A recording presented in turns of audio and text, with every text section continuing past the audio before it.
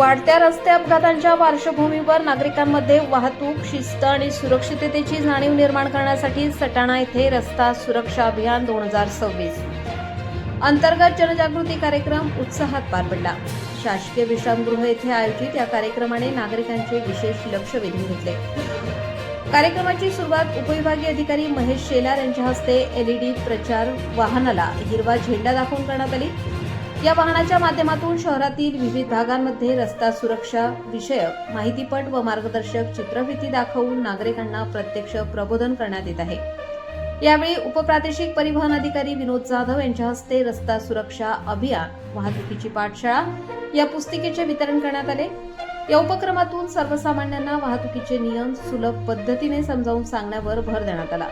सहाय्यक परिवहन अधिकारी श्रीकृष्ण नकाते यांच्या मार्गदर्शनाखाली मोटार वाहन निरीक्षक वैभव लडे व सहाय्यक मोटार वाहन निरीक्षक प्रियंका मोकळ नागरिकांना सविस्तर मार्गदर्शन केले। यामध्ये वाहतुकीचे नियम, शालेय विद्यार्थ्यांच्या सुरक्षित वाहतुकीसाठी आवश्यक खबरदारी तसेच प्रवासी वाहन चालकांनी पाळावयाच्या नियमांवर विशेष भर देण्यात आला। अपघात टाळा, नियम पाळा हा संदेश देणारा हा उपक्रम सटाण्यातील नागरिकांसाठी जागरूकतेचा नवा टप्पा ठरत असून सुरक्षित वाहतुकीकडे एक महत्त्वपूर्ण पाऊल म्हणून पाहिला जात आहे। कार्यक्रमाच्या समारोपावेळी देवळा मोटार ड्रायव्हिंग स्कूलचे संचालक श्री दिनेश सूर्यवंशी यांनी उपस्थित मान्यवर व नागरिकांचे आभार मानले।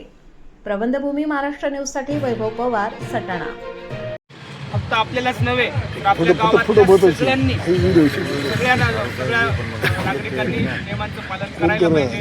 कारण एकाने फक्त पालन करून चालत नाही, तर सर्वांचे सर्व ज्यावेळेला नियमांचं पालन करतात तर त्यावेळेला ते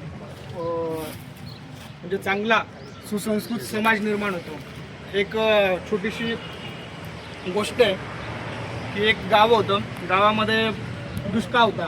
दुष्काळाचं ते पाऊस पडत नव्हता म्हणून एका पुजाऱ्याकडे गेलेत आणि त्या सर्व गावकऱ्यांनी सांगितलं, विचारलं की आपल्या गावाला पाऊस पडत नाही, काय करायला लागेल।